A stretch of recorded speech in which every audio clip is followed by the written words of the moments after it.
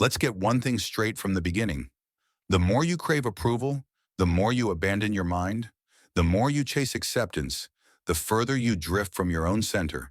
This isn't just opinion. It's a principle echoed by a man who saw human nature without illusion. Niccolò Machiavelli. Not a moralist, not a monster, just a mirror held up to power. He saw it plain. Most people aren't seeking truth. They're seeking comfort. They don't want honesty. They want harmony, even if it means lying to themselves. And society? It rewards obedience, not originality. It wants you agreeable, predictable, easy to manage. It teaches you to smile when you feel hollow, to agree when your soul resists, to speak softly when your thoughts roar. But Machiavelli saw the trap. He knew, the more sociable you become, the more you trim your mind to fit the crowd. Because real thinking, it alienates, it exposes, it strips away the mask until only truth remains. Raw, inconvenient, unwelcome. That's why most people would rather wear the mask and feel accepted than remove it and stand alone. But Machiavelli didn't write for the many. He wrote for the few, the ones willing to see clearly, to stand apart, to rule themselves. And if you're still here, maybe you're one of them. Maybe your mind is remembering what it's like to belong to itself. Let's not pretend. Every social moment has a price. You nod when you want to speak up. You laugh when the joke isn't funny. You go along just to get along. And each time you do, a piece of clarity fades. A drop of truth drains out until you're exhausted, not from the noise, but from betraying your own signal. You wonder why parties drain you, why conversations leave you feeling empty, why your inner voice has gone quiet. It's because you've been shouting for others and whispering to yourself. You think it's growth, but it's just self-erasure. You're polishing yourself down until there's nothing left but smoothness. No edges, no danger, no soul. And the world claps, because the quieter you become, the easier you are to control. Machiavelli warned us, in politics and in life, the illusion of virtue is often more valuable than virtue itself. But between the lines, he left a deeper truth. Live for appearances, and you forget how to live with depth. Because once you become easy to swallow, you stop being nourishing. The more you socialize to be liked, the less of you remains.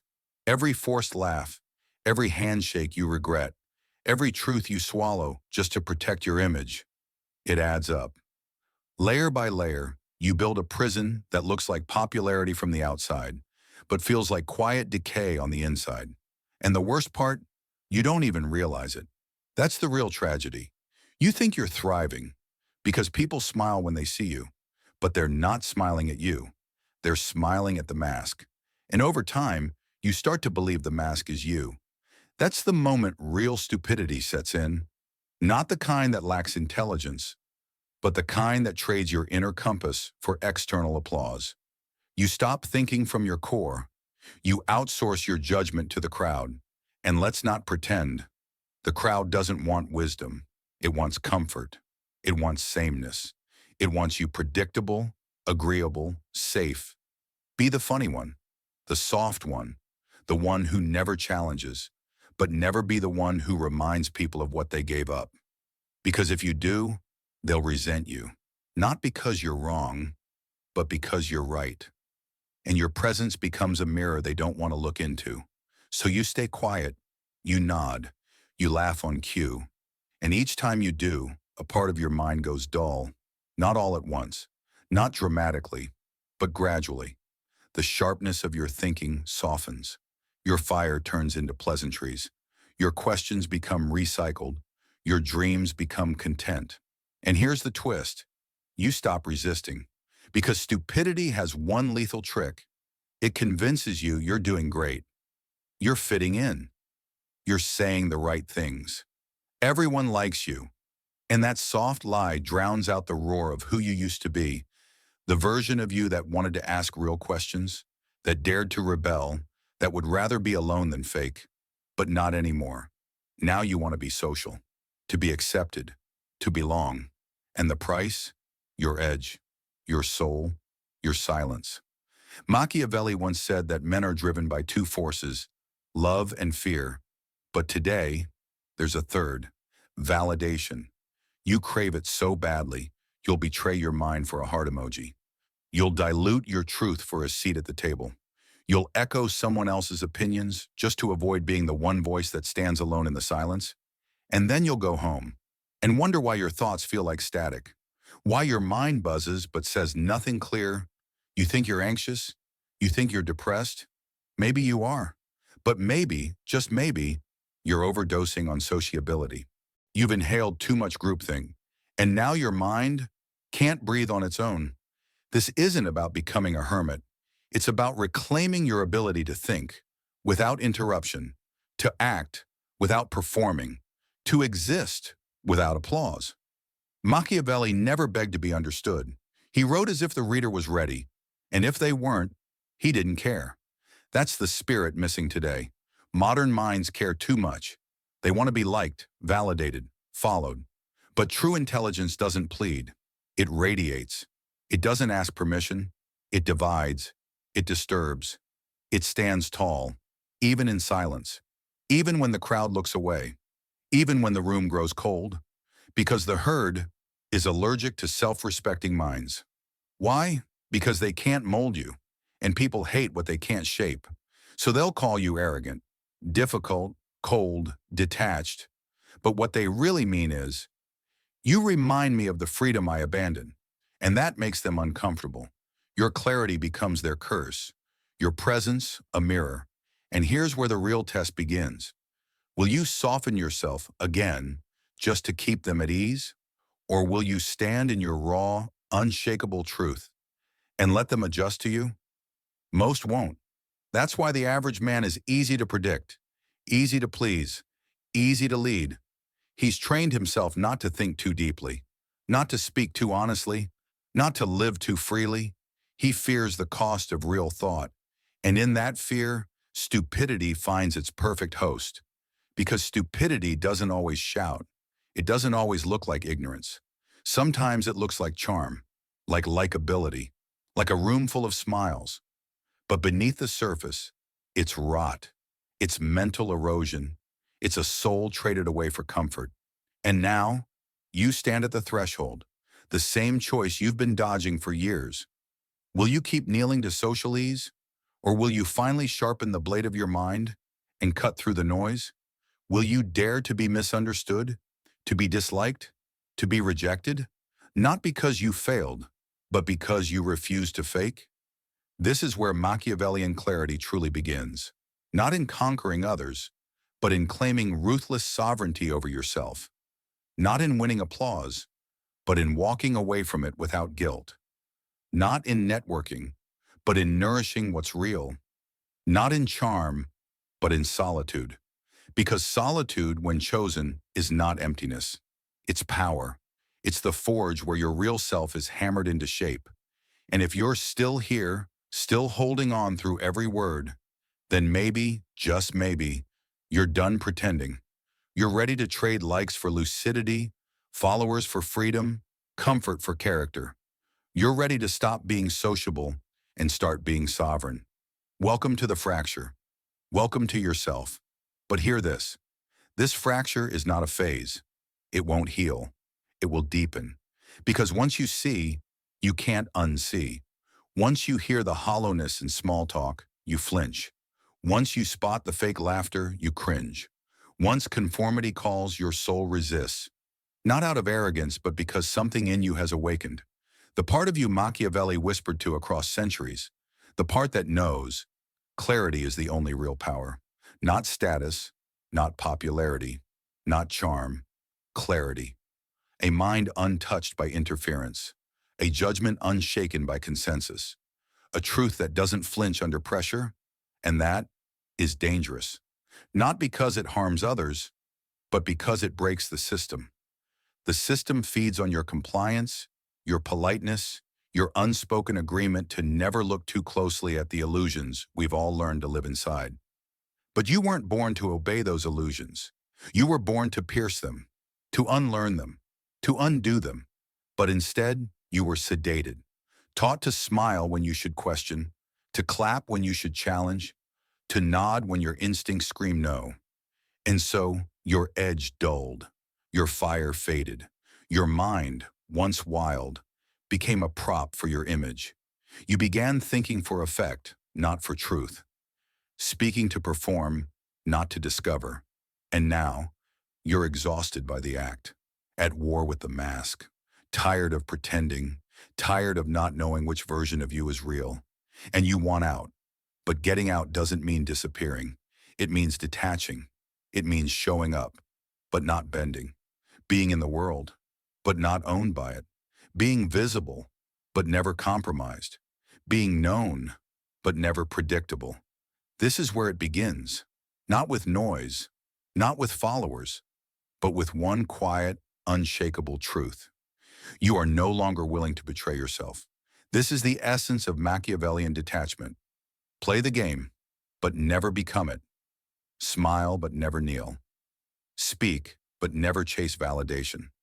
Show your teeth when necessary, but never your need. Because the world doesn't respect the needy. It feeds on them. It devours those desperate to belong, and it exalts the ones who can walk away, without bitterness, without a backward glance. That's why the sovereign mind stands out. It carries a presence that comes from absence. It commands not by being loud, but by being unreachable. Most people hate what they can't predict. They hate what they can't control. And that is where your power begins. In your silence when the crowd screams. In your stillness when everyone's performing. In your refusal to wear the mask. Even if it costs you applause. You become the anchor in a sea of noise. The reminder that not everyone is for sale. That not everyone has a price. And they won't know what to do with you. Some will admire you. Some will attack you. Most will misunderstand you. Let them. That's not your weight to carry. Clarity costs comfort, and you've either paid that price or you're starting to. So now there's only one question left. What kind of life do you want to live? One built on performance and applause, or one that feels undeniably yours, even in silence, even in solitude, even when no one claps? Most choose performance. It's easier, softer. You get the likes, the noise, the invitations. But beneath the glamour, there's rot, the quiet corrosion of knowing you're not a person anymore. You're a product, a reflection, a mimic, a mask. But if you choose the other path, if you choose sovereignty, you walk alone, at least at first. But that path, it doesn't build puppets. It builds kings. You begin to think differently, speak differently, live differently. You say no more often. You stop explaining yourself. You let silence do the talking. You don't chase friends. You attract respect. You don't ask for support. You build strength. And slowly, something shifts. The very crowd you once tried to impress starts bending to your rhythm. Not because you begged, not because you performed, but because you became unbending. Machiavelli once said, "It's better to be feared than loved if you cannot be both." But the sovereign mind, it doesn't crave fear. It doesn't need love. It demands space. It doesn't beg to be seen. It creates distance. And that distance becomes respect. Stop apologizing for your seriousness, for your intensity, for your depth. The world already has enough clowns. Enough people who are easy to digest, easy to forget. You weren't made to be forgettable. You were made to disturb, to awaken, to shake people out of their slumber. But to do that, you have to stop being sociable. Not stop being kind, but stop being fake. Stop choosing connection over truth. Stop confusing attention with affection. Let them misunderstand you. Let them gossip. Let them drift. You're not here to preserve their illusions. You're here to burn your own. So ask yourself, who am I performing for? Who benefits from this version of me? And who suffers? Usually, it's you. Your mind suffers. Your truth suffers. So stop. Stop feeding the lie. Stop drinking the poison of social ease. Because the more you obey it, the more it owns you. And one day you'll wake up in a life that looks perfect. Friends, followers, power. But inside, you'll feel like a stranger to yourself. You'll have smiles, but no voice, a platform, but no clarity, success, but no soul, just a polished machine in a world full of polished machines. Is that what you want? Or do you want to remain wild, raw, electric, real? You can't have both. You must choose. Because the road of real intelligence, it's not soft, it's not crowded, it's not comfortable, it's lonely, it's brutal, it's liberating, and it's the only road that leads to you. And when you reach the end, you won't find applause. You'll find peace. Peace that doesn't depend on being liked. Confidence that doesn't beg for compliments. Identity that doesn't wobble in a storm. Machiavelli knew. He knew human nature is fragile. That most can't hold truth without flinching. That most would rather live with beautiful lies than stand in ugly clarity. And he didn't pity them. He didn't try to save them. He built a philosophy for those who could hold power without illusion. And now, that philosophy is in your hands. Not the filtered, marketable version. The real thing. Sharp, cold, liberating. What you do next is entirely up to you. You can walk away, or you can walk through. But if you choose to walk through, burn the fake smiles. Burn the need to belong. Burn every script you've rehearsed to survive. And meet yourself for the first time. Unmasked, untamed, unowned. And when the smoke clears, let's see what remains. If it's confusion, good. If it's silence, even better. If it's pain, perfect. That's how you know you're shedding. That's how you know you're leaving sociability behind. And what replaces it won't be emptiness. It will be real, sharp, clear, unmistakably yours. Welcome to the other side. Because clarity isn't a destination, it's a battlefield. The moment you start seeing through the game shifts. The smiles turn to squints.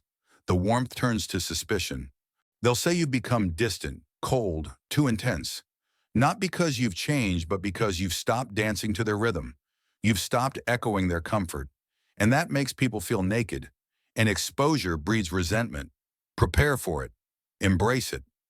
Machiavelli never promised safety. He offered strategy. And the strategy is this. Think for yourself. Act with precision. Never let your hunger for approval become the architect of your choices. Because the smarter you get, the lonelier it may feel. But don't confuse that loneliness with lack. It's not emptiness. It's refinement. It's the absence of noise. The silence required to tune into your own compass. And that compass, it won't lead you to ease, but it will lead you to truth. And once you taste truth, applause becomes cheap. You'll sit in rooms where everyone laughs and feel nothing. You'll hear conversations and recognize the scripts. Lines repeated to avoid thinking, to avoid feeling. And you'll stay quiet. Not because you have nothing to say, but because nothing real survives in shallow air. You'll leave earlier. Answer fewer calls. Speak only when it counts. Your circle will shrink, but your bonds will deepen. And even then, you'll keep a part of yourself guarded. Not out of fear, but out of value. You'll learn. Your mind is no longer public property. It's a weapon. And weapons are not toys. Not everyone gets to hold it. Not everyone earns access. That will scare people. They'll feel it, even if they can't name it. They'll say, "You've changed," and you'll smile. Not in agreement, but in recognition. Because they're right. You're no longer negotiable. The old version of you, the sociable one, was easy to reach, easy to understand, easy to mold. This version, it's elusive, it's reserved, it's strategic, and people can feel it. You've stopped needing them, and that unsettles everything. In a world addicted to attention, indifference is power. When you stop flinching at the threat of being alone, you become untouchable. Understand this. Being misunderstood is not a flaw. It's a filter. It keeps out those drawn only to your image, not your essence. Every misread, every false judgment is the universe clearing your path. Each time someone gets you wrong, a layer of illusion falls away. And what remains is truth. Who actually sees you, and who never did? And if no one does, good. Then you finally get the chance to see yourself. Not the version you perform, not the polished face, but the raw, unfiltered awareness behind your eyes.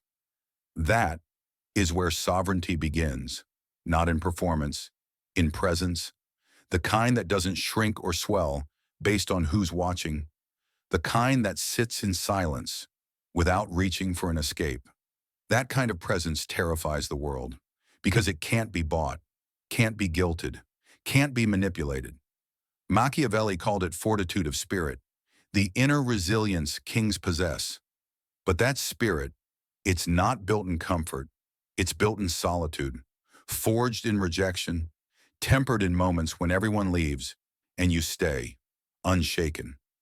This path isn't romantic, it's ruthless, but it's the only one that leads to self-command. And that command is where real power is born. Not the kind that shouts, the kind that walks into a room and makes others adjust. No performance, no effort, just presence, just truth, just unmistakable clarity. But that clarity must be protected because the world will try to pull you back with guilt, with noise, with seduction. It'll whisper, come back, just a little, be softer, be more agreeable. And the moment you listen, you lose your edge. You dull the blade. Soon you're back to nodding, smiling, echoing, while your spirit screams beneath the surface. Don't go back, not for comfort, not even for love. Because what you're building isn't temporary. It's a legacy, a standard, a code. The code of someone who watches before they act, who thinks before they speak, who doesn't just respond to the world, but reshapes it through discipline. And here's what no one tells you. Real discipline is lonely. It's walking away from the drama that once thrilled you. It's saying no to invitations that once made you feel important. It's refusing so many things that you forget what fake enthusiasm even feels like. And in that refusal, you rise. And in that void, you find something rare. Clarity, peace. You no longer crave stimulation. You become the source of your own energy, your own guidance, your own pace. And from that stillness, every choice sharpens. Every word becomes deliberate. Every connection becomes earned, not collected. You stop gathering people. You begin curating them. You stop chasing relevance. You start embodying excellence. That is what Machiavellian intelligence looks like today. Not manipulation, but mastery. Not deception, but discretion. Not charisma, but control. It's not about being feared.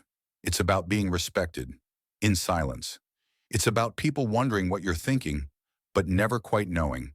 It's about keeping just enough distance to be seen, but never fully grasped. Not because you're hiding, but because you finally understand. Not everything deserves access, especially not your mind. That is your kingdom, your domain. Guard it, sharpen it, rule it, and from there, shape the world, not through noise, but through consequence. Your presence becomes the message, your silence, the strategy. Your refusal to perform becomes the standard, and people will feel it. They won't always say it, but they'll know. You're different, not superior, just sovereign, not louder, just rooted. And in that quiet certainty, stupidity withers, because stupidity feeds on noise. It needs company. It needs likes. It needs to be seen to feel real. But intelligence, real intelligence, just is. With or without followers, with or without conversation, with or without applause. And that is the final step. To become so grounded in who you are that even when you're alone, you are never lonely. Because the company you keep in your own mind is enough. You've walked through noise, through dependency, through the erosion of identity. You've been rejected. And instead of breaking, you crystallized. Sharper, colder maybe, but truer. And now, you are the kind of person who doesn't need to shout to be heard, who doesn't need to justify truth, who doesn't bend for acceptance, because you remembered what society tried to make you forget. that a sovereign mind is the most feared force in existence. So from this moment forward, be feared, not because you're cruel, but because you're clear, not because you dominate, but because you can't be owned. And most of all, be feared because you no longer speak from a need to connect, but from a place of having already arrived. Because now, you no longer speak from a need to connect, but from the stillness of someone who has already arrived. And when you arrive like that, without apology, without performance, without glancing over your shoulder for approval, something shifts. Something shakes the ones still trapped in the crowd. You don't play by their rules, and yet somehow you still win. Not by competing, but by detaching. Not by dominating the room, but by making the room adjust to your silence. Your presence becomes a contradiction. You don't fight for attention, yet people feel your absence. You don't speak to be understood, yet your silence lingers longer than their noise. That's not mystique. That's power. But not the kind peddled in self-help books, not the kind men whisper about in locker rooms. This is Machiavellian power, not born from chaos, but from clarity, not built on manipulation, but on mastery over your emotional appetite, the appetite to please, to be liked, to fit in. You starved it. And in starving it, you fed something higher, your integrity. And now the real test begins. Not whether you can sit in silence, but whether you can stay sovereign when they try to pull you back in, when they flatter you with the invitations you once ached for, when they say, "We miss the old you," hoping you'll slip back into the version that was easier for them to handle. But that version is gone. It died the moment you realized every smile you faked was a small betrayal. Every nod you forced was a quiet mutiny against your own clarity. You buried that version without a funeral, silently, alone, as it should be, because rebirth never arrives with applause. It comes in silence, through sacrifice. So when the world returns with the same old bargains, visibility for authenticity, popularity for peace, relevance for restlessness, you'll smile, not because you're tempted, but because you remember. You remember how loud the prison was, how cheap the praise felt, how stupid you had to act just to be accepted, and you'll walk away again, not out of anger, but out of memory, a memory that became a compass that now points not to applause, but to sovereignty. And that is how you stay free. You'll feel it in your bones. Every time you water yourself down, you lose flavor. Every time you echo instead of think, you lose edge. Every time you kneel for applause, you lose altitude. So you rise, not to prove, not to punish, but because there's nowhere else to go once you've burned the mass and kept the mind. Most people age, but never evolve. They get more polished, but not more profound, more sociable, but not more self-aware. But you chose the harder path, the lonelier one. And by doing so, you escaped what most never even see. The loop, the cycle of proving, pleasing, performing. You stepped out, and now you're here. Not perfect, not finished, but free. And once you taste freedom, you can't forget the flavor. You'll never do small talk with the same smile again. You'll never say "I'm fine" without something inside you flinching. You'll never sit in a crowd and forget who you are, because now you carry your clarity like armor, silent, invisible, but impenetrable. So let them talk, let them guess, let them label you cold, arrogant, aloof. Wear it like a crown. What they call arrogance is often just boundary. What they call aloofness is discernment.